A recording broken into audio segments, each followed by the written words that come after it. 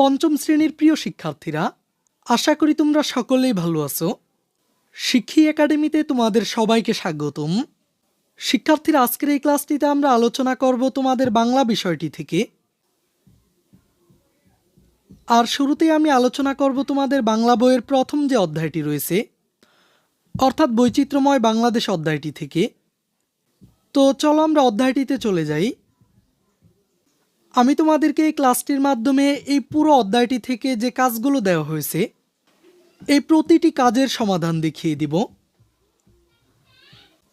আর এই জন্য কিন্তু তোমাদের পুরো ক্লাসটি না টেনে সম্পূর্ণ ক্লাসটি দেখতে হবে।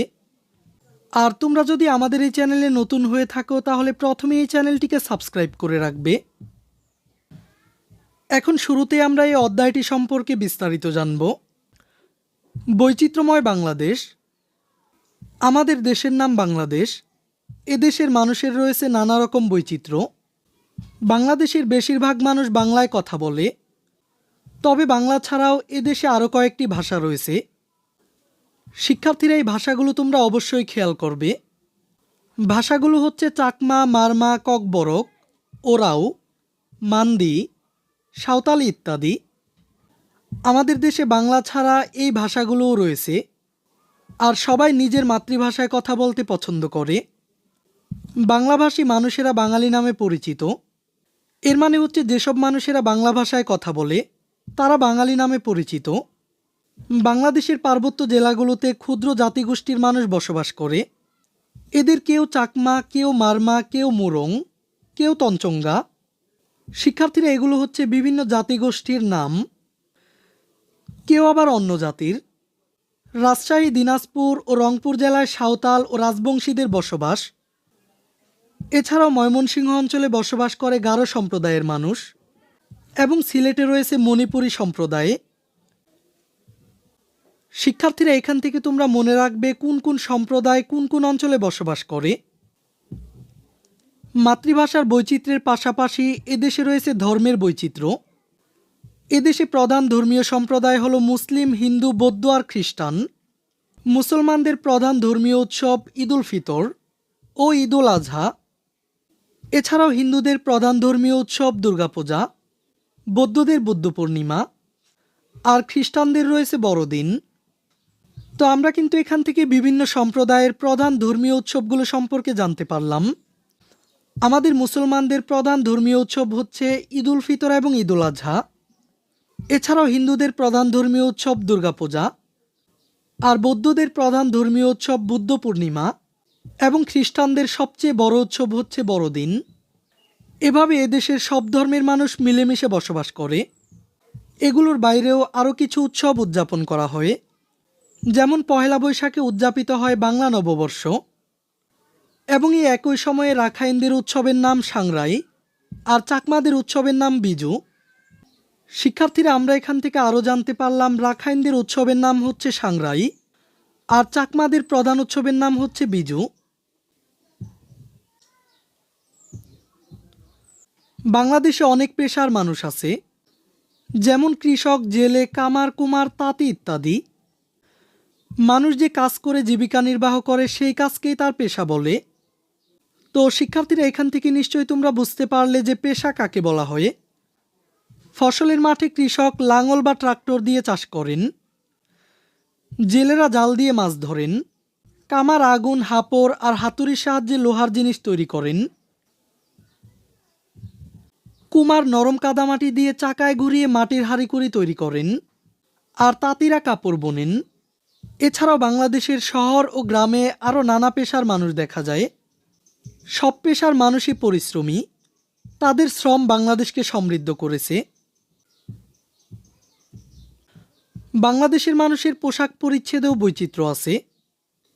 পাজামা, Punjabi, shirt, pant, sari, blouse, salwar kameez, আরও কত রকমের পোশাক যে আছে। ক্ষুদ্র জাতিগোষ্ঠীর মানুষের পোশাকেও বৈচিত্র্য দেখা যায়। চাকমাদের পোশাকের নাম পিনন ও হাদি। তো শিক্ষার্থীরা, এখান থেকে তোমরা বিভিন্ন জাতিগোষ্ঠীর পোশাকগুলোর নাম মনে রাখবে। আমরা এখান থেকে জানলাম চাকমাদের পোশাকের নাম হচ্ছে পিনন ও হাদি, আর মারমাদের পোশাকের নাম দেয়া। সাঁওতালরা পরে পাঞ্চি নামের এক ধরনের পোশাক, আর গারোদের পোশাকের নাম হচ্ছে দকমান্দা। তো আমরা এখান থেকে জানলাম চাকমাদের পোশাকের নাম হচ্ছে পিনন ও হাদি। আর মারমাদের পোশাকের নাম হচ্ছে দেয়া। সাঁওতালদের পোশাকের নাম হচ্ছে পাঞ্চি। আর গারোদের পোশাকের নাম হচ্ছে দকমান্দা। এদেশে নানা রকম যানবাহন দেখা যায়। নদীপথে নৌকা, লঞ্চ ও জাহাজ চলে। রাস্তায় চলে বাস, মোটর গাড়ি, রিক্সা ও সাইকেল। আর রেললাইন ধরে চলে রেলগাড়ি। আকাশে উড়ে উড়োজাহাজ। এক স্থান থেকে আরেক স্থানে যাওয়া আসা করার জন্য আমাদের বাহন লাগে। তো আমরা এখান থেকে যানবাহনের বৈচিত্র্য সম্পর্কেও জানতে পারলাম। এরপর বাংলাদেশের মানুষের চেহারা আর শারীরিক গঠনেও রয়েছে বৈচিত্র্য। তবে যত রকম বৈচিত্র্যই থাকুক না কেন, সবাই বাংলাদেশকে ভালোবাসে। দেশকে এগিয়ে নিয়ে যাওয়ার জন্য সবাই একসাথে কাজ করে। তো শিক্ষার্থীরা, আমরা এই পাঠটি পড়ে বাংলাদেশের বিভিন্ন বিষয় সম্পর্কে বৈচিত্র্যতা জানতে পারলাম। এখন আমরা এই পাঠটির কঠিন কিছু শব্দের অর্থ জেনে নিব। উদযাপন শব্দটির অর্থ হচ্ছে পালন। আর ক্ষুদ্র জাতিগোষ্ঠী শব্দটির অর্থ হচ্ছে আলাদা সাংস্কৃতিক বৈশিষ্ট্য সম্পন্ন সম্প্রদায়। জীবিকা নির্বাহ মানে হচ্ছে জীবনযাপন। আর ট্রাক্টর হচ্ছে চাষের কাজে ব্যবহার করা হয় এমন যান্ত্রিক লাঙল।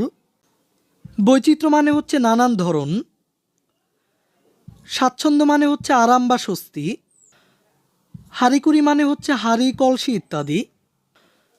আর হাঁপুড় মানে হচ্ছে কামারের চুল্লিতে হাওয়া দেওয়ার নলযুক্ত চামড়ার তৈরি থলে। এখন চলো আমরা এই অধ্যায়টি থেকে আমাদেরকে যে কাজগুলো দেওয়া হয়েছে, আমরা একে একে এই প্রতিটি অনুশীলনীমূলক কাজের সমাধান দেখব। শিক্ষার্থীরা, অবশ্যই তোমরা এই পুরো ক্লাসটি দেখার চেষ্টা করবে। আর তোমরা যদি এখনও আমাদের চ্যানেলটিকে সাবস্ক্রাইব না করে থাকো, তাহলে এখনই এই চ্যানেলটিকে সাবস্ক্রাইব করে দাও। আমাদের প্রথম কাজটি হচ্ছে বর্ণ সাজিয়ে শব্দ লেখা। এখানে আমাদেরকে 5টি শব্দ দেওয়া হয়েছে। তবে এই শব্দগুলোর বর্ণগুলো উলটপালট আকারে দেওয়া হয়েছে। যেমন লক্ষ্য করো, আমরা যদি এই প্রথম শব্দটি দেখি, এখানে রয়েছে মি জন্ম ভূ। তবে এই শব্দটি কিন্তু অর্থবোধক নয়। এখানে 5টি শব্দের মধ্যে কোনো শব্দটি সঠিক আকারে দেওয়া নেই। আমাদের কাজটি হচ্ছে বর্ণগুলো সঠিক ক্রমে সাজিয়ে শব্দগুলো লেখা। এখন চলো আমরা এই 1 নং কাজটির সমাধানে চলে যাই। এখানে প্রথম শব্দটি ছিল মি জন্মভূ। আমরা যদি এই শব্দগুলোর বর্ণগুলোকে সাজিয়ে লিখি তাহলে হয় জন্মভূমি। এরপর রয়েছে রি রিক্সা। এই শব্দটি কিন্তু অর্থবোধক নয়। এখন আমরা যদি এই শব্দের বর্ণগুলোকে সাজিয়ে লিখি তাহলে পাই শারীরিক। এরপর এই শব্দটির বর্ণগুলোকে সাজিয়ে আমরা পাই বৈচিত্র্য। আর পরবর্তী শব্দটিতে রয়েছে তি সম্প্রী। এখন আমরা যদি এই শব্দটিকে সাজিয়ে লিখি তাহলে পাই সম্প্রীতি। আর আমরা এই সবশেষ শব্দটির বর্ণগুলোকে সাজিয়ে পাই জাতিগোষ্ঠী। তো শিক্ষার্থীরা, এভাবে করে তোমরা খালি ঘরে শব্দের সঠিক রূপটি লিখে নিবে। এখন চলো আমরা দ্বিতীয় কাজটি দেখে নিই। এখানে আমাদের দ্বিতীয় কাজটি হচ্ছে শব্দ নিয়ে খালি জায়গায় বসাই। তার মানে আমাদেরকে এখানে এই বক্স থেকে উপযুক্ত শব্দ নিয়ে শূন্যস্থান পূরণ করতে হবে।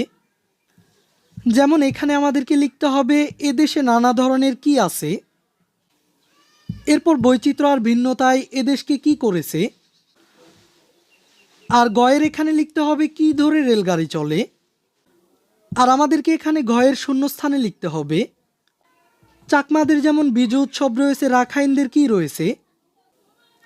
আর সবশেষ এখানে খালি ঘরে লিখতে হবে মানুষ যে ধরনের কাজ করে কি নির্বাহ করে। তো শিক্ষার্থীরা, এবার চলো আমি তোমাদেরকে এই 2 নং কাজটির সমাধান দেখিয়ে দিচ্ছি। প্রথমেই কয়ের বাক্যটির খালি ঘরে হবে উৎসব। এদেশে আছে নানা ধরনের উৎসব। আর ক্ষয়ের বাক্যটির খালি ঘরে হবে সমৃদ্ধ। বৈচিত্র্য আর ভিন্নতায় সমৃদ্ধ করেছে বাংলাদেশকে। এরপর গয়ের খালি ঘরে হবে রেল লাইন। রেল লাইন ধরে রেলগাড়ি চলে। এরপর ঘয়ের খালি ঘরে হবে সাংরাই। রাখাইনদের রয়েছে সাংরাই। আর চাকমাদের রয়েছে বিজু উৎসব। আর সবশেষ উওতে খালি ঘরে হবে জীবিকা। মানুষ যে ধরনের কাজ করে জীবিকা নির্বাহ করে সেই কাজকে পেশা বলে। তো আমরা কিন্তু এই দ্বিতীয় কাজটিরও সমাধান দেখে ফেললাম। শিক্ষার্থীরা, এই ক্লাসটি তোমাদের কাছে কেমন লাগছে তা কিন্তু অবশ্যই কমেন্ট করে জানাবে। এখন চলো আমরা তৃতীয় কাজটি দেখে নিই। এখানে ৩ নং কাজে বলা হয়েছে প্রশ্নের উত্তর বলিও লিখি। আমাদেরকে এখানে 5টি প্রশ্ন করা হয়েছে। প্রথম প্রশ্নটি হলো বাংলা ছাড়াও বাংলাদেশে আর কোন কোন ভাষায় মানুষ কথা বলে। আর প্রশ্ন ক্ষয়ে বলা হয়েছে বাংলাদেশে কি কি উৎসব উদযাপন করা হয়। এরপর গয়ের প্রশ্নটিতে বলা হয়েছে সড়ক, নদী ও আকাশপথে কি কি বাহন দেখা যায়। আর প্রশ্ন ঘতে বলা হয়েছে কোন পেশার মানুষ কি কাজ করে। আর সবশেষ প্রশ্নটি হলো বৈচিত্র্য কিভাবে বাংলাদেশকে সুন্দর করেছে। তো শিক্ষার্থীরা, এখন চলো আমি তোমাদেরকে এই প্রশ্নগুলোর উত্তর দেখিয়ে দিচ্ছি। প্রথমেই প্রশ্ন কয়ে বলা হয়েছিল বাংলা ছাড়াও বাংলাদেশে আর কোন কোন ভাষায় মানুষ কথা বলে।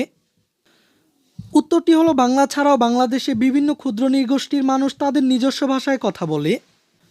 এর মধ্যে উল্লেখযোগ্য হলো চাকমা, মারমা, সাঁওতাল, গারো, ত্রিপুরা, খাসিয়া, ওরাও ইত্যাদি ভাষা। এই ভাষাগত বৈচিত্র্য বাংলাদেশের সংস্কৃতির একটি গুরুত্বপূর্ণ অংশ। আর প্রশ্ন ক্ষয়ে বলা হয়েছিল বাংলাদেশে কি কি উৎসব উদযাপন করা হয়। বাংলাদেশ একটি বৈচিত্র্যময় সংস্কৃতির দেশ, যেখানে বিভিন্ন ধর্মের মানুষ মিলেমিশে বসবাস করে। এখানে মুসলমান সম্প্রদায়ের প্রধান উৎসব হলো ঈদ উল ফিতর এবং ঈদ উল আজহা। আর হিন্দু সম্প্রদায়ের প্রধান উৎসব দুর্গাপূজা ও অন্যান্য পূজা পার্বণ। এরপর বৌদ্ধদের প্রধান উৎসব বৌদ্ধ পূর্ণিমা এবং খ্রিস্টানদের বড়দিন। এছাড়াও বাঙালি জাতির সার্বজনীন উৎসব পহেলা বৈশাখ বা বাংলা নববর্ষ। এই নববর্ষ সব ধর্মের মানুষ একসাথে উদযাপন করে। এরপর গয়ের প্রশ্নটিতে বলা হয়েছিল সড়ক, নদী ও আকাশপথে কি কি বাহন দেখা যায়। উত্তরটি হলো বাংলাদেশে যোগাযোগের জন্য সড়ক, নদী ও আকাশপথ ব্যবহৃত হয় এবং এই পথগুলোতে বিভিন্ন ধরনের যানবাহন চলাচল করে। সড়ক পথে চলাচল করে বাস, ট্রাক, প্রাইভেট কার, মোটরসাইকেল, রিক্সা, ভ্যান ইত্যাদি। আর নদীপথে চলাচল করে নৌকা, লঞ্চ, স্টিমার, ট্রলার, জাহাজ ইত্যাদি। এবং আকাশপথে চলাচল করে বিমান, হেলিকপ্টার ইত্যাদি। এরপর প্রশ্ন ঘতে বলা হয়েছিল কোন পেশার মানুষ কি কাজ করে। সমাজ ও অর্থনীতিতে বিভিন্ন পেশার মানুষের অবদান রয়েছে। শিক্ষকরা শিক্ষার্থীদেরকে পড়ান এবং জ্ঞান বিতরণে সাহায্য করেন। এরপর চিকিৎসক মানুষের চিকিৎসা করেন এবং স্বাস্থ্যসেবা প্রদান করেন। কৃষক জমিতে ফসল ফলান, যা আমাদের খাদ্যের প্রধান উৎস। আর জেলে নদী বা সাগরে মাছ ধরেন। শ্রমিকরা কলকারখানায় কাজ করেন বা শারীরিক পরিশ্রমের মাধ্যমে জীবিকা নির্বাহ করেন। আর সবশেষ ব্যবসায়ীরা পণ্য কেনাবেচা করেন। এরপর সবশেষ প্রশ্নটিতে বলা হয়েছিল বৈচিত্র্য কিভাবে বাংলাদেশকে সুন্দর করেছে। বাংলাদেশ একটি বৈচিত্র্যময় দেশ। এখানে বিভিন্ন ধর্মের ও বর্ণের মানুষ বসবাস করে, যেমন ইসলাম, হিন্দু, বৌদ্ধ, খ্রিস্টান। তাদের ভাষা ও সংস্কৃতি ভিন্ন হলেও সবাই মিলেমিশে একসাথে বসবাস করে। এই বৈচিত্র্য মানুষের মধ্যে সহনশীলতা ও পারস্পরিক শ্রদ্ধাবোধ তৈরি করেছে। বিভিন্ন উৎসব, পোশাক, খাদ্যাভ্যাস এবং জীবনযাত্রার ভিন্নতা দেশের সংস্কৃতিকে আরও রঙিন ও সুন্দর করে তুলেছে, যা বিশ্ব দরবারে বাংলাদেশকে একটি অনন্য পরিচিতি দিয়েছে। তো আমরা কিন্তু 5টি প্রশ্নের উত্তরই দেখে ফেললাম। তোমরা এই প্রশ্নের উত্তরগুলো তোমাদের খাতায় লিখে নিবে। এখন চলো আমরা 4 নং কাজটি দেখে নিই। এখানে এই 4 নং কাজটিতে বলা হয়েছে বৈচিত্র্যময় বাংলাদেশ পাঠ থেকে কে, কারা, কি, কেন, কোথায়, কিভাবে, কখন ইত্যাদি শব্দ ব্যবহার করে প্রশ্ন তৈরি করো। তার মানে এখানে আমাদের কাজটি হচ্ছে বৈচিত্র্যময় বাংলাদেশ পাঠ থেকে এই প্রশ্নবোধক শব্দগুলো ব্যবহার করে কিছু প্রশ্ন তৈরি করতে হবে। আমাদেরকে একটি প্রশ্ন তৈরি করে দেখানো হয়েছে। এভাবে করে আমাদেরকে খালি ঘরে আরও কিছু প্রশ্ন তৈরি করতে হবে। তো চলো আমি তোমাদেরকে এই কাজটির সমাধান দেখিয়ে দিচ্ছি। শিক্ষার্থীরা, আমি এখানে তোমাদেরকে বৈচিত্র্যময় বাংলাদেশ পাঠ থেকে কিছু নমুনা প্রশ্ন তৈরি করে দেখিয়ে দিয়েছি। তোমরা চাইলে এভাবে করে আরও প্রশ্ন তৈরি করতে পারো। এখানে আমাদেরকে যে প্রশ্নটি দেওয়া হয়েছিল এটি ছিল আমাদের দেশের নাম কি। এরপর আমরা আরও একটি প্রশ্ন লিখতে পারি বাংলাভাষী মানুষেরা কি নামে পরিচিত। শিক্ষার্থীরা, এখানে একটি প্রশ্ন 2বার হয়ে গেছে। তোমরা এখানে অন্য একটি প্রশ্ন তৈরি করবে। এরপর আরও একটি প্রশ্ন হতে পারে রাখাইনদের প্রধান উৎসবের নাম কি। এরপর বাংলাদেশে কি কি পেশার মানুষ রয়েছে, চাকমাদের প্রধান পোশাকের নাম কি, আর সবশেষ আরও একটি প্রশ্ন হতে পারে গারোদের পোশাকের নাম কি। তো এভাবে করে তোমরা চাইলে পাঠ থেকে আরও প্রশ্ন তৈরি করতে পারো। তো শিক্ষার্থীরা, আমরা কিন্তু 4 নং কাজটিরও সমাধান দেখে নিলাম। এখন চলো আমরা 5 নং এর কাজটি দেখে নিই। এখানে 5 নং কাজে বলা হয়েছে বাংলাদেশের কোনো একটি বৈচিত্র্য নিয়ে ছবি আঁকো এবং বিবরণ লেখো। শিক্ষার্থীরা, আমরা কিন্তু প্রথমেই বৈচিত্র্যময় বাংলাদেশ পাঠ থেকে বাংলাদেশের বিভিন্ন বিষয় নিয়ে বৈচিত্র্যতা সম্পর্কে জানতে পেরেছি। এখন আমাদেরকে যে কোনো একটি বৈচিত্র্য নিয়ে ছবি আঁকতে হবে, এরপর ছবিটি সম্পর্কে বিবরণ লিখতে হবে। তো এখন চলো আমি তোমাদেরকে এই 5 নং কাজটির সমাধান দেখিয়ে দিচ্ছি। বাংলাদেশের বর্ষাকালের বৈচিত্র্য নিয়ে ছবি এঁকে বিবরণ দেওয়া হলো। এখানে বৈচিত্র্যময় বর্ষাকাল নিয়ে একটি ছবি আঁকা হয়েছে। প্রথমেই তোমরা এভাবে করে একটি ছবি আঁকার চেষ্টা করবে। এরপর এখান থেকে ছবির এই বিবরণটি লিখে নিবে। বৈচিত্র্যময় বর্ষাকাল, বাংলাদেশ ষড়ঋতুর দেশ এবং আষাঢ় ও শ্রাবণ মাস নিয়ে বর্ষাকাল। এই সময়ে আকাশ ঘন কালো মেঘে ঢেকে যায় এবং বিদ্যুৎ চমকায়, যেমনটি ছবিতে দেখা যাচ্ছে।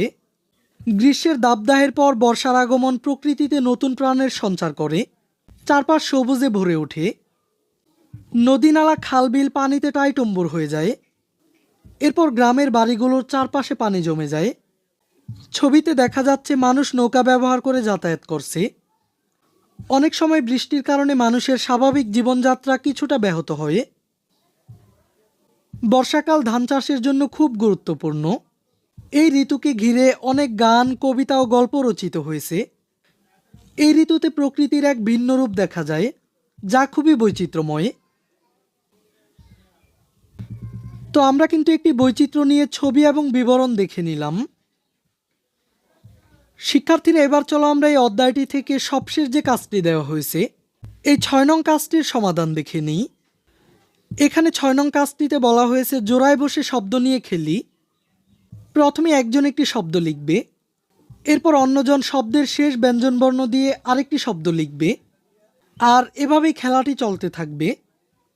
যেমন এখানে প্রথম শব্দটি দেওয়া হয়েছে সংগ্রাম।